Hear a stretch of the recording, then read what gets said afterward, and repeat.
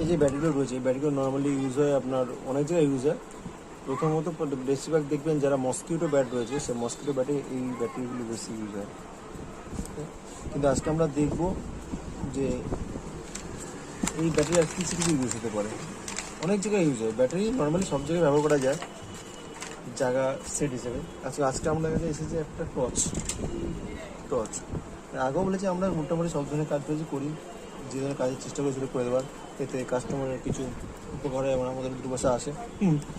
তো যাই হোক, আজকে আমরা দেখবো এর মধ্যে একটা ব্যাটারি চেঞ্জ করা হয়েছে, কীভাবে চেঞ্জ করলাম এবং এটা কীভাবে চেঞ্জ করতে হয় সেটা আমরা দেখাবো।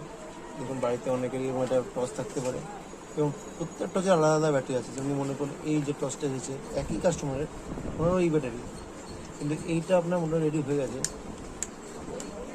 দেখতে পাচ্ছেন রেডি হয়ে গেছে, কিন্তু এইটা এখনও প্রবলেম আছে ব্যাটারি চেঞ্জ করার পরেও।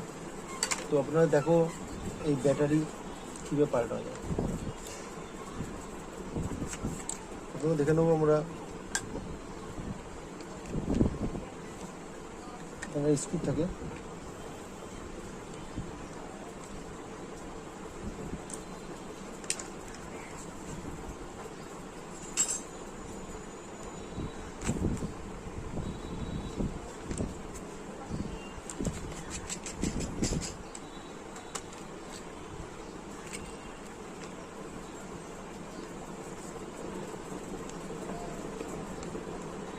এই ব্যাটারি চেঞ্জ করে এটা লাগানো হয়েছে।